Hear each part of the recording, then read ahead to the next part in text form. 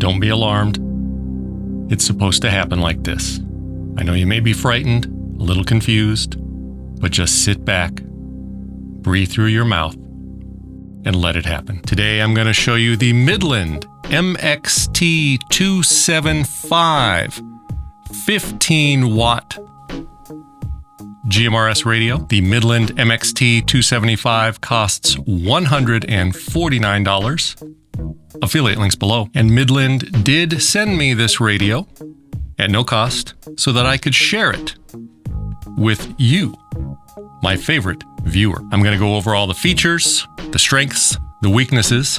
There are some weaknesses. I'm going to do a range test, power test, and I'm going to let you know if the Midland MXT275 is the right radio for you. The Midland MXT275 is a mobile radio. The entire radio is all contained within the handset. So you mount the handset up where you can see it. You throw the chassis under the seat or out of the way. You could mount it up on the dash like it shows here, but I don't know why, because you never need to touch the chassis again, the little box. This is the only part you're going to ever interact with. It's a lot like the old Midland 75822 handheld CB radio. My first CB radio when I first got my Jeep was the Midland 75822 CB radio. I threw that in the trash because I moved to GMRS like any smart person would do. But that old 75822, the whole radio was in the microphone, just like this. So reading from the box, the Midland MXT275 offers 15 watts of powerful communication, fully integrated control microphone. So the whole radio is all in that microphone. 15 channels. Now you sharp-eared viewers may recall that GMRS has 22 channels. There are 7 channels in the 22-channel spectrum of GMRS that you're only allowed to transmit at low power. Most high-powered radios like the Midland MXT275, most other brands just won't allow you to transmit on those channels. Midland takes a different approach. Instead of allowing you to listen to those channels and not transmit, they've just eliminated those channels altogether, because it could be confusing if you're allowed to listen to those channels but you can't transmit on them, because of course somebody would try to transmit and then it doesn't transmit, and then they're going to get confused and angry and contact support. So to reduce confusion, Midland has just eliminated those channels 7 through 13, thus leaving you with a total of 15 channels. 8 additional repeater channels, USB-C charging so you can plug your phone in, charge it up, speaker microphone jack to allow you to put in an external microphone jack to your microphone, flexible mounting options. It does have flexible mounting options. Now let's be clear right up front, Midland markets this radio to regular consumer people, not to GMRS radio dorks. If you're a GMRS radio dork, if you're a GMRS expert, this radio is not marketed toward you. They're not expecting you to buy this radio. This is an entry-level GMRS radio marketed toward people who just need to get something into their vehicle and talk to whoever they need to talk to. So when you buy the Midland MXT275 radio, I'm going to go through what comes in the box so you know everything that you get. This is not an unboxing video because every moron knows that unboxing videos are stupid. When you purchase the MXT275, you will receive a power cable. The MXT175, like a few of the other Midland radios, plugs into the cigarette lighter port, or as many people insist on calling it, the 12-volt DC port. So one end plugs into the cigarette lighter, the other end goes into the radio, and it's got an inline fuse. You will receive a quick start guide, which is very useful at getting you started quickly to use this radio. So if you've never used a radio before, this will tell you everything you need to know, 10 simple steps to get it plugged in and turned on and talking to your buddies. Very helpful for the first-time GMRS user. You will receive a full user guide written in perfect English, very simple, very understandable, a little small for us old people. Goes over installation, how to use it, all the options. I always go on and on about user manuals because you can tell a lot about a radio by how much effort the company puts into the user manual. Midland has put a lot of effort into this user manual. You will receive a little microphone mount that's for the whole radio, actually. We'll mount there. It's got stickies so you can stick it onto something, and it's got screws so you can screw it in more securely. You will receive a Midland sticker that you can stick on your closet door or your vehicle. You will receive an additional fuse and some screws for mounting something to something. You will receive an antenna. This is a magnetic mount antenna that sticks to the top of your car. The other end screws into the back of the radio. I've mentioned on my other Midland radio reviews, this antenna is very small. This cable is not even really a cable, it's more of a wire, and I'm very surprised that it works at all. But not only does it works very well. I'm going to do a range test, so stick around for that. You'll see how this dinky little setup actually works. It works very well. You will receive this sticky magnetic mount. Backside peels off. Stick that to a non-magnetic surface, like the top of your fiberglass Corvette. And that will allow you to stick the magnetic mount antenna onto it. But be aware, this antenna requires a ground plane. That means it needs to be on a large metal surface to give the RF electricities something to bounce off of into outer space. So if you're putting this on a fiberglass car or a plastic fender or something, using the sticky, it's not going to work as well. I'm going to talk a little bit more about ground planes using this antenna when I do the range test. I'm going to teach the sad hams a lesson or two on ground planes and the English language. You will receive the microphone, which contains all the controls for the radio. You control everything on that microphone. Let's not forget about this.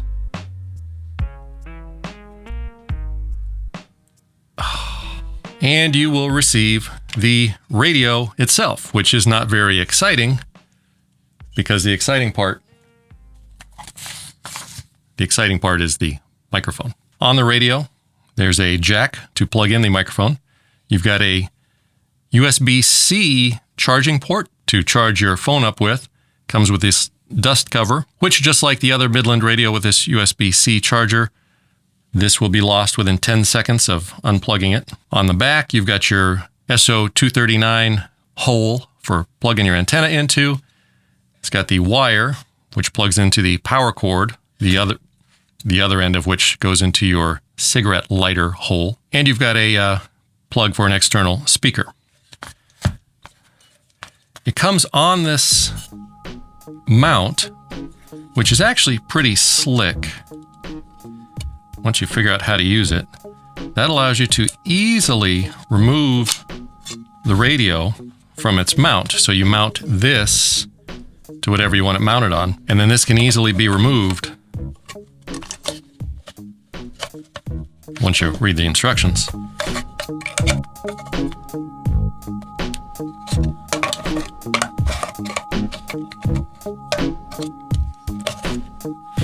Easily slides in and out once you know what you're doing. Now on the microphone, which is basically, for all intensive purposes, this is the entire radio. It connects to the chassis, but you're never going to need to touch the chassis once you get it all hooked up. So on the microphone, now this is a weighted microphone. When I reviewed one of the other Midland radios, I noticed how nice the microphone felt. There was some controversy because when I tore it open, I found steel plates. I haven't torn this one open, but it does feel weighted. It is a very good feeling microphone. It's heavy. It doesn't feel light and plasticky, but it is a very good feeling. Midland knows how to make a microphone. It feels very good, very satisfying when you hold it in your hand. So we've got all of our controls. We've got the menu button for going in and changing settings, call, which makes a stupid and annoying alarm type sound, lock button for locking it so that you don't accidentally hit a button, menu options up and down, weather. It does pick up all the NOAA channels. You can scan through the weather channels and it does do weather alerts. Monitor, that disables the squelch so that you can listen to all the static and very weak signals if you needed to. Scan button, push to talk. That's the button you push to talk. It's got a plug for an external headset or microphone. This is not the standard K-type plug. It's just a bit smaller than the K-type plug. I don't know offhand what they call that size connector. I'm sure someone will leave a comment and tell us. On the top, you've got your power on and off, and then your channel up and down buttons. The end that goes into the radio is a RJ45 type connector. Plugs into the RJ45 hole on the radio.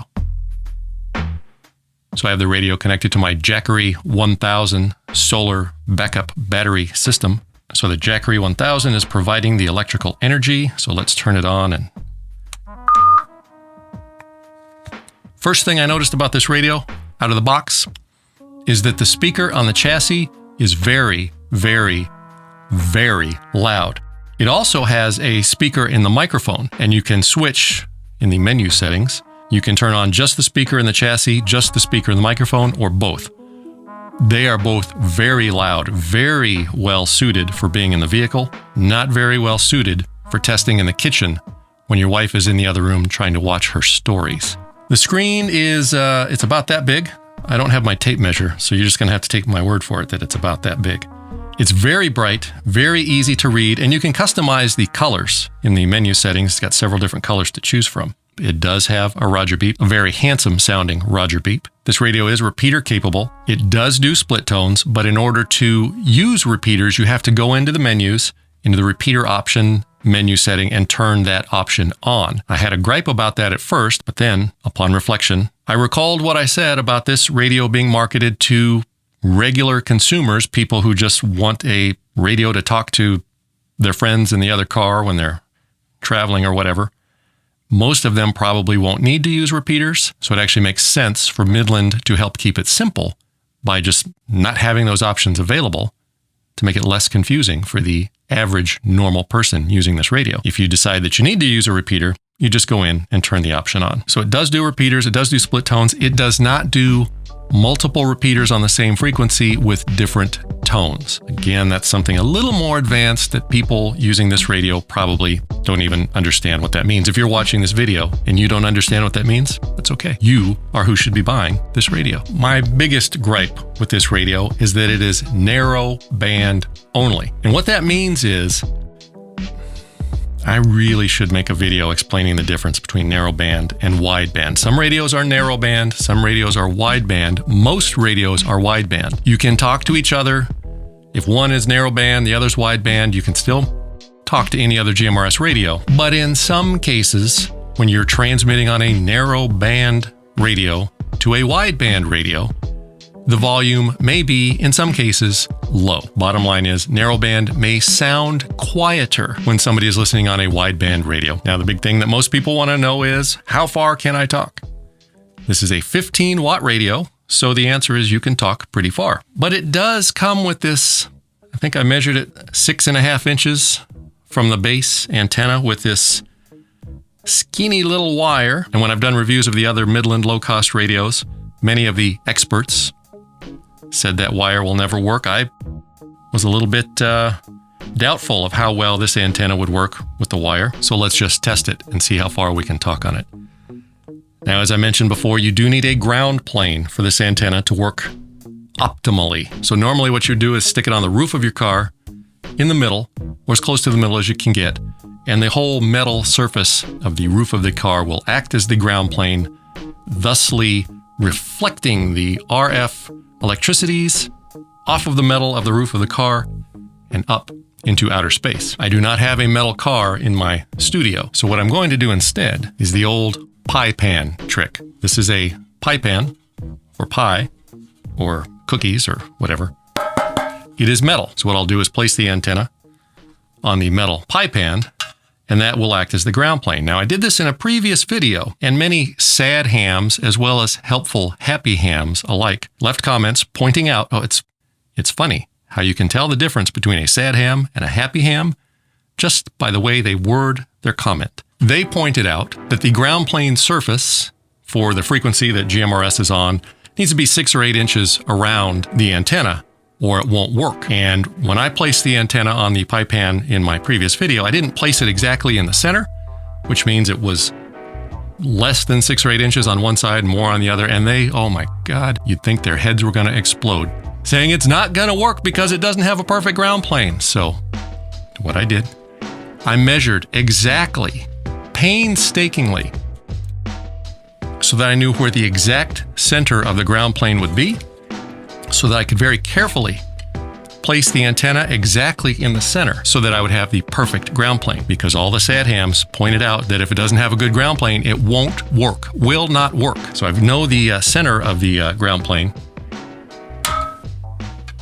and that's where I'm going to stick it, because we're going to teach the SAD hams the difference between will not work and will not work perfectly or 100% optimally. So I have my antenna with the imperfect, compromised ground plane sitting on the table over there. And I have my friend Chris, who is 10.1 miles away, overall near line of sight. I'm where my studio is located. There's several walls between me and his house, but once you get past those walls, I can almost see his house. He's using a handheld radio with a signal stick antenna, so it's one of those larger, not a rubber ducky, but a bigger rubber ducky. So let's see if he can hear us. Testing 1 2 1 2. Chris, do you copy? Yes, Randy, I copy you loud and clear, sir. What kind of radio and antenna are you using down there, and how do I sound? You sound a little bit of static. You sound clear. I can make you out, and I'm using a MXT275 GMRS. And the antenna is a super elastic, slim antenna, pretty long, but it's coming in really clear. You're aesthetic, and I got you at about 7 bars out of 10. So Chris, 10.1 miles away from his handset, and my dinky little antenna with the compromised ground plane that the ham radio operators said would never work. They're so smart, and yet they don't know the difference between will not work and will not work perfectly. My other friend, Conrad, is 13 miles away in the opposite direction. Chris is that way. Conrad is that way, and there's hills and trees and buildings. It is not direct line of sight. It's near line of sight, but I cannot see his house from here. A lot of stuff between us, 13 miles away. Testing 1 2 1 2. Conrad, do you copy? Come in.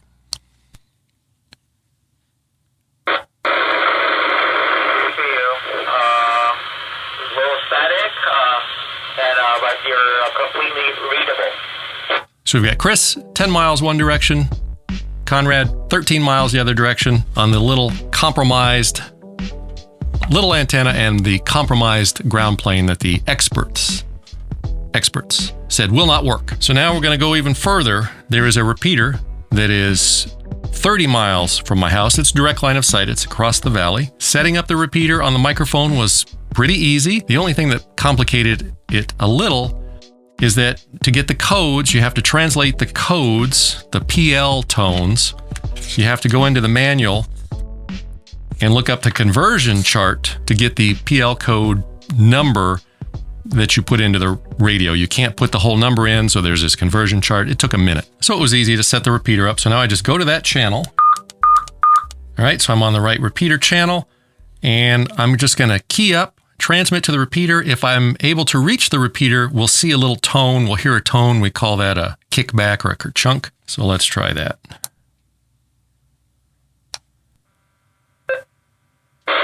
Hit that repeater, no problem, and it even had a Roger beep. I've got another repeater 69 miles away. Let's see if I can hit that repeater with my compromised ground plane and my small antenna. I'm going to do the same thing. I'm going to key up. Is loud. I'm going to key up. If the repeater is able to hear the radio, it will give that kerchunk or that kickback. So let's see what happens. All right, here.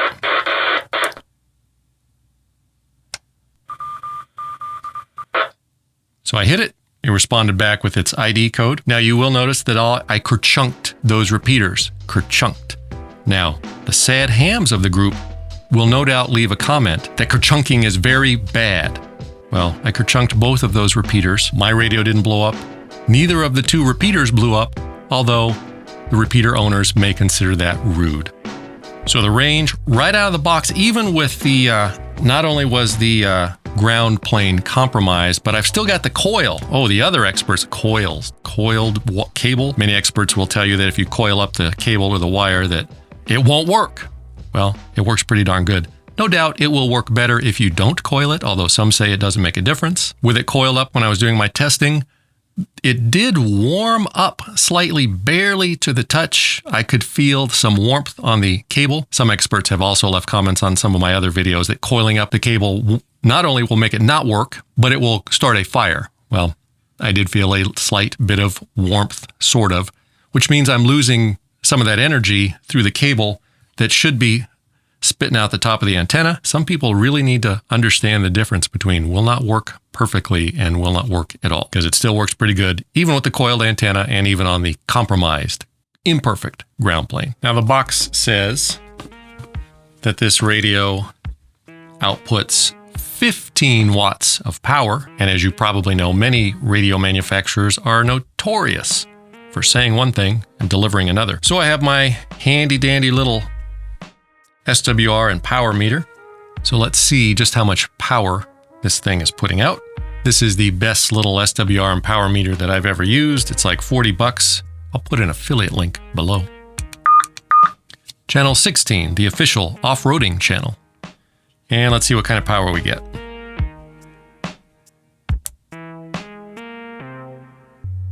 $13 watts, pretty darn close to 15. And for fun, let's just check the SWR on that dinky antenna with the compromised ground plane and the coiled wire that the experts said would not work. So I've switched to the SWR setting, and let's see what we get on SWR. 1.37 to 1 on a compromised ground plane with a coiled up wire that the experts said wouldn't work. Not bad. So who should buy this radio? Is this radio right for you and your active dynamic lifestyle? If you're a GMRS dork and you're looking to add to your GMRS arsenal, this radio is not for you. This radio is for somebody that's new to GMRS or doesn't even know or care about GMRS and just needs a radio that their friends said, get a GMRS radio so you can talk to us when we're off-roading or caravanning or whatever. Very simple to use, very easy to connect and plug in, no hard wiring. Comes with the antenna, comes with everything you need to take it out of the box, plug it in and turn it on and talk to whoever you need to talk to in 2 minutes. My biggest gripe is how some of the screens are kind of difficult to read, the letters, the way they're formed. Once you go in and set up the radio, if you even need to set up the radio, you're never going to have to look at those again. So if you just need a radio that you can take out of the box, throw in your car, talk to who you need to talk to, and then when you're done, wad it all up and throw it back in the trunk. For a beginner, you can't go wrong. And the microphone feels really good. If you have any questions about this radio, about the testing that I did, about why sad hams can't understand the difference between will not work at all and will not work perfectly 100%, leave a comment below. There are no stupid questions, so don't feel shy about asking a legitimate question. Dickhead comments will be pinned to the top for everybody to laugh at. So if you're going to be a smartass, that's my job. That would include answering questions that nobody asked to make yourself look smarter or going off with a bunch of techno babble that nobody here cares about. We're going to pin it to the top. Thank you for watching, and be sure to see my